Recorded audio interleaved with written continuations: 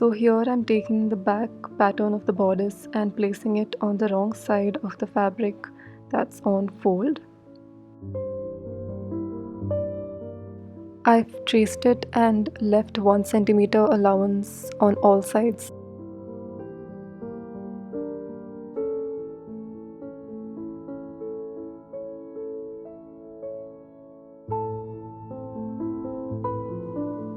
I have extended the neckline and my shoulder line according to the circumference of my neck so that the collar fits my neck perfectly. If you're directly making a short pattern for the specific shirt that I'm making, then I'd suggest you follow the measurements that you're using. But since I already had a bodice pattern, I am extending the neckline. Over here I'm placing the front bodice pattern and extending the nape of the neck and the shoulder line by an inch or two.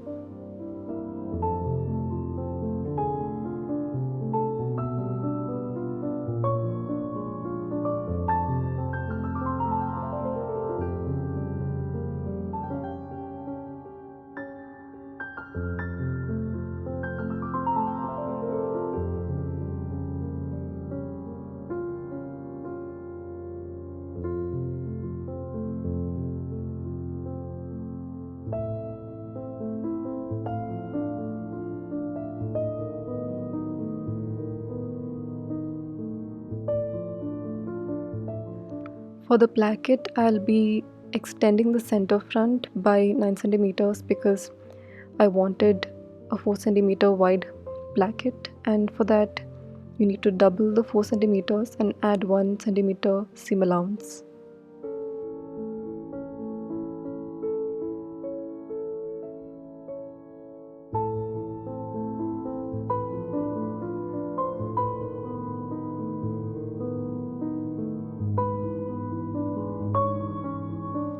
Once you've extended the center front, you get a rectangle that's the length of the shirt with the 9 centimeters. So with that you will have to extend 2 more centimeters from the neckline and draw another rectangle on top of that. For the lantern sleeves, I've traced the sleeve pattern and made slashes from the bottom till the top, leaving a few millimeters so that you can spread it out according to the flare that you require. So for the lantern sleeves, there's always two parts, and I slashed it near my elbow, and that's where I want my joints to be. While I'm spreading it out, I am leaving 2 inches between the strips, but it's up to you as to how you want to flare it out.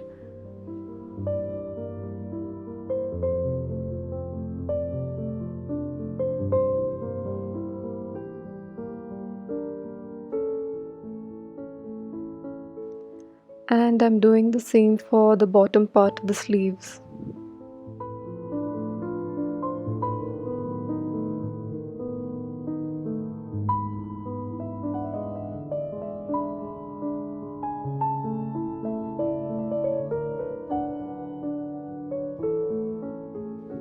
So here I've placed the sleeve parallel to selvage and I'm pinning it down and tracing it according to the shape that I'm happy with, and I am leaving 1 centimeter allowance.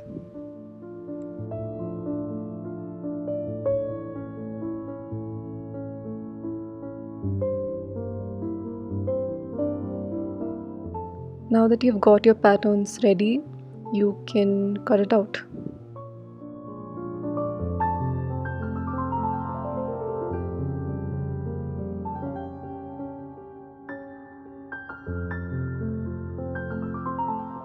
So in order to get a neat finish, I am adding a facing to the placket. So I've traced out the facing, leaving out the 1 centimeter that I added to the placket so that you can fold the sides of the placket easily. I'm ironing the facing onto the placket and folding the 1 centimeter seam allowance that I'd added earlier.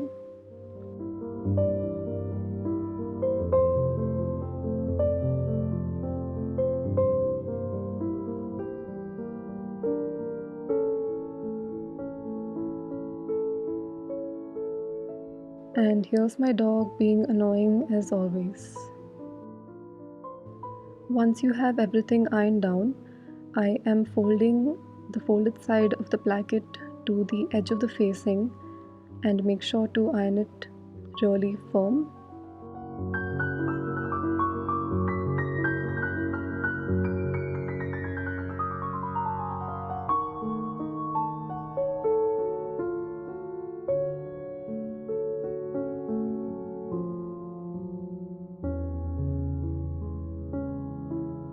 Now all you've got to do for the placket is edge stitch.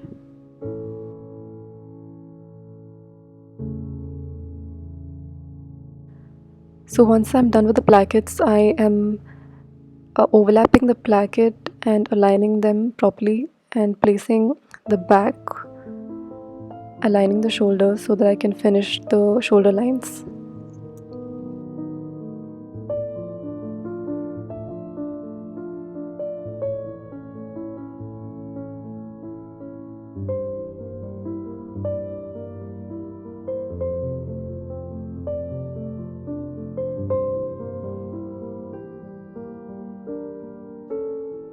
Once you're done stitching the shoulder lines, I am opening up the plackets, the fronts of the shirt, and I'm measuring the neckline. So the plackets shouldn't be measured, just the circumference of the neckline. And then make sure to be very accurate because attaching the collar can be quite a pain.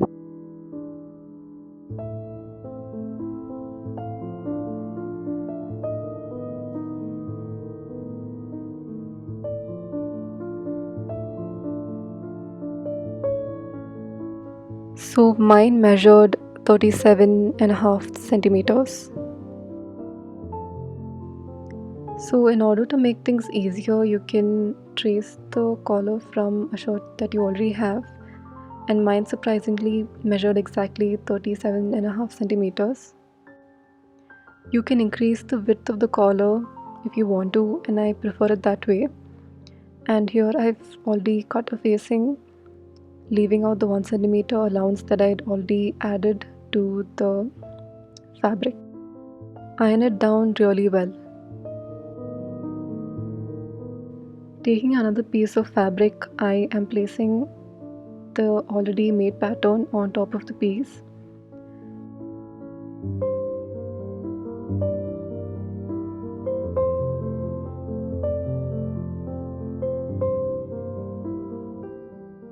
Leaving the bottom stitch all three sides.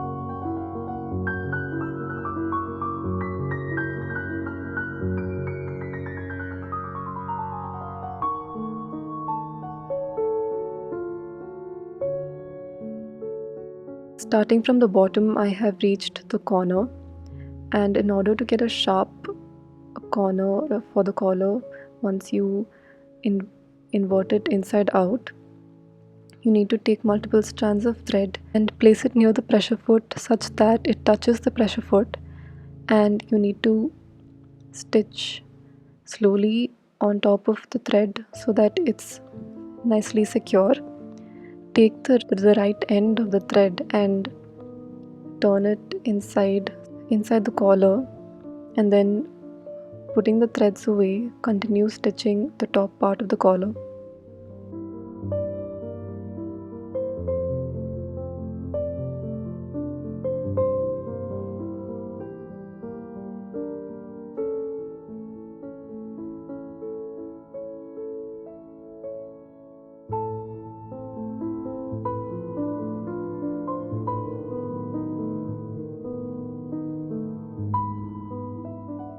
Make sure to not stitch the bottom part of the collar, and you need to cut the bottom part of the collar leaving 1 centimeter. You don't need to do this for the rest of the three sides.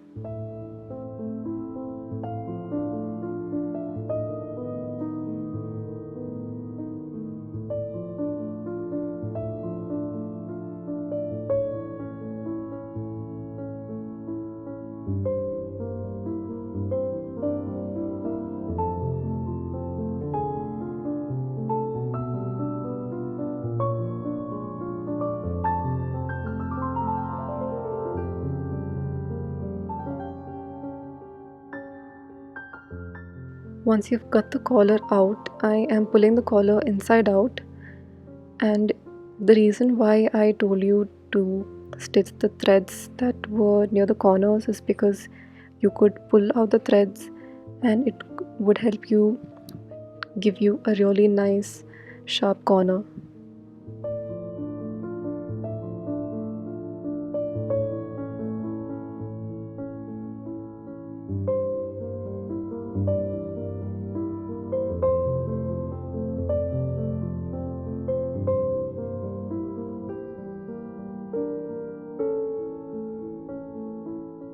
So now you've got your collar ready to stitch it to the neckline.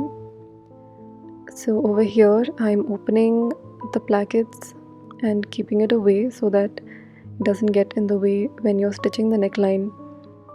So from the edge of the placket I am connecting the neckline to the wrong side of the fabric.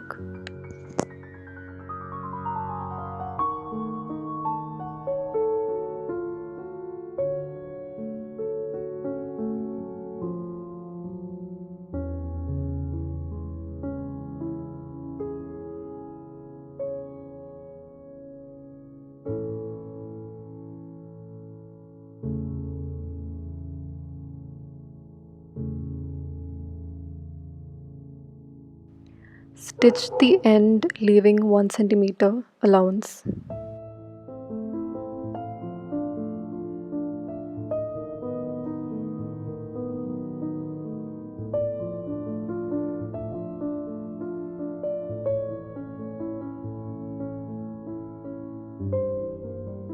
Once you've stitched one end of the collar, turn the other end of the collar to the right side and edge stitch.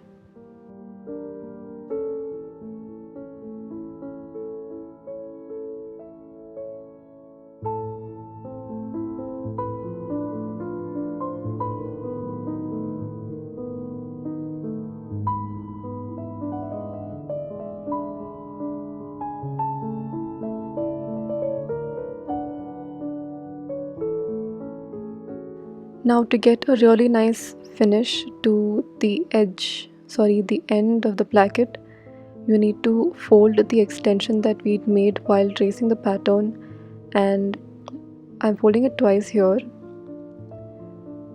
and pinning it down.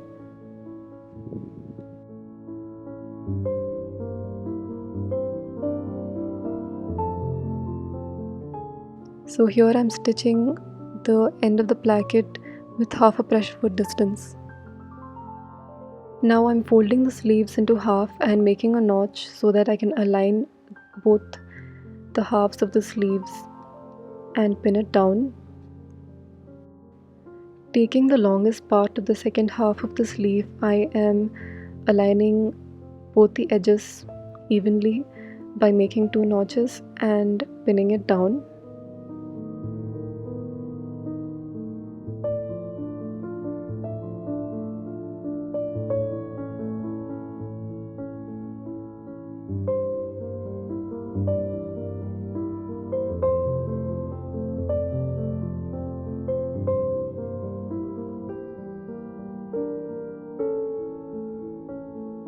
Stitch it with a half a pressure foot distance.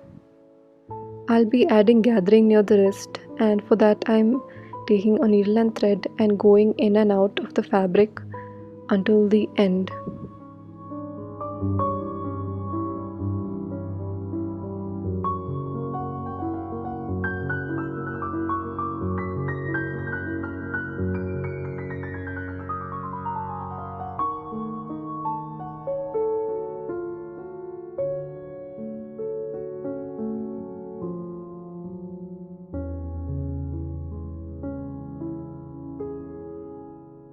Once you've reached the other end, I am pulling the thread so that the gathers are formed,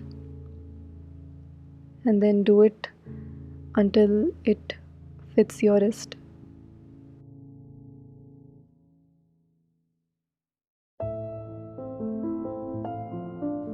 You might have to add a few inches for ease because you do not want a really tight wrist and that's going to make you uncomfortable.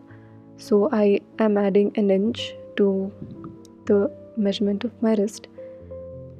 So for me, I've got 8.5 inches, and for the width, I'm adding an inch and a half.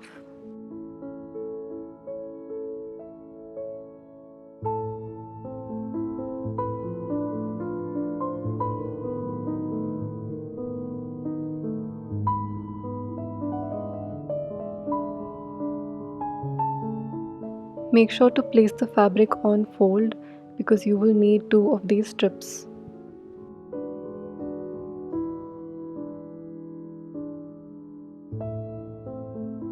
So here the gathering will have to be matching to the strip. So that means the length of the strip should be equal to the amount of gathering you've added. So make sure you fit the strip according to the amount of gathering you've made.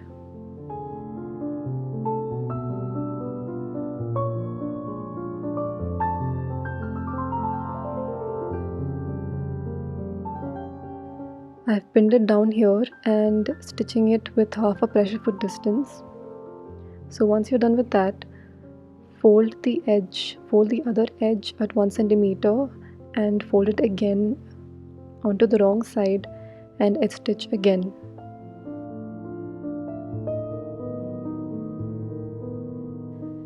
So to attach the sleeves, I have folded the sleeves into half and I've made a notch so that I can align the sleeve to the shoulder line evenly. So over here I'm taking the notch and attaching it to the center of the shoulder line and pinning it down. I am stitching it with half a pressure foot distance.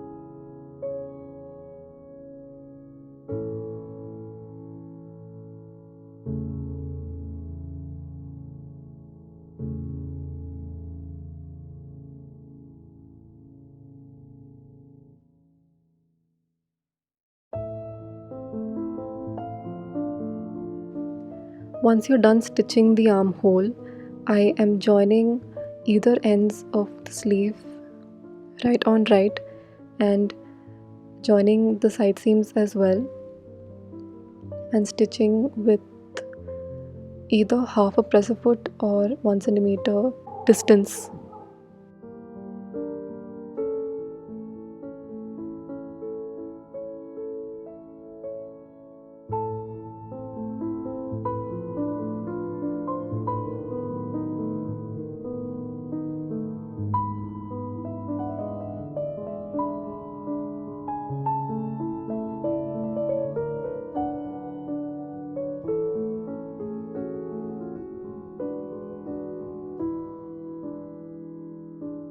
For the pockets, I am taking 2 rectangular pieces that measures 17 by 15 centimeters. The measurement that I mentioned is including the seam allowance. So for the facing, you will have to exclude the seam allowance. So the seam allowance that I added was 1 centimeter. And there's my dog again being really annoying.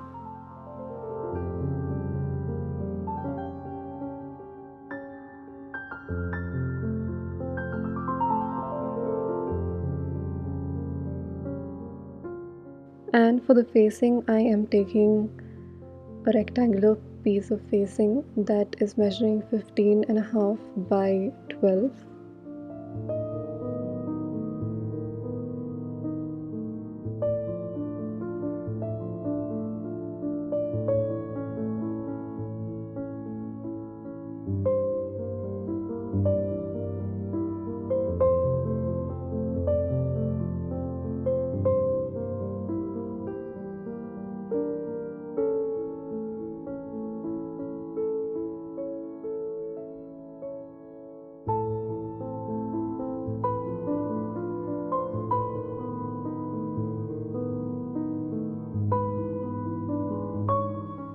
I'm ironing the facing here. So for the seam allowance that I added, you are going to fold all the edges.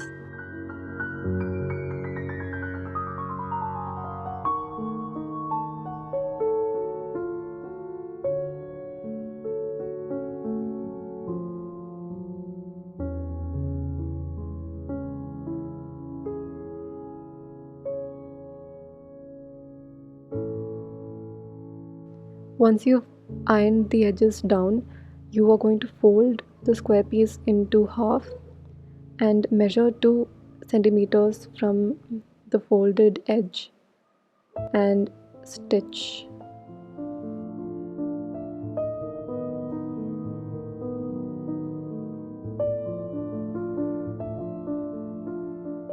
So once you've stitched at this 2 centimeter line, you want to open it out and press it down so that you get a box pleat.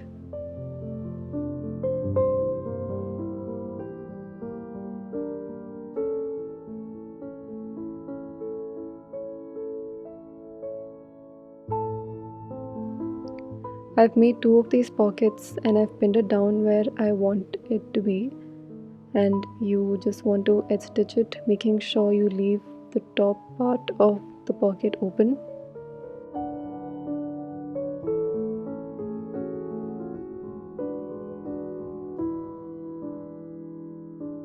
Once you've stitched the pockets together, I am hemming the edge. So I'm folding at 1 centimeter and at 4 centimeters again.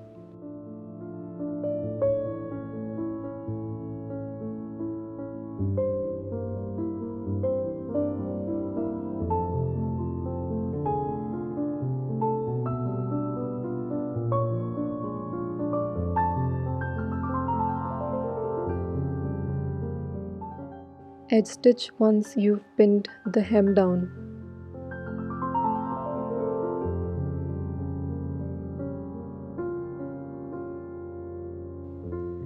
For the buttonholes, I am drawing a line where I want the buttons to be.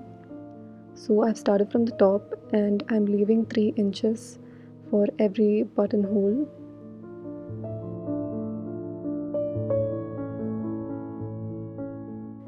In order to get the buttonhole accurate, I'm placing the button on top of the placket where I marked the buttonholes, and I'm marking the width of the button.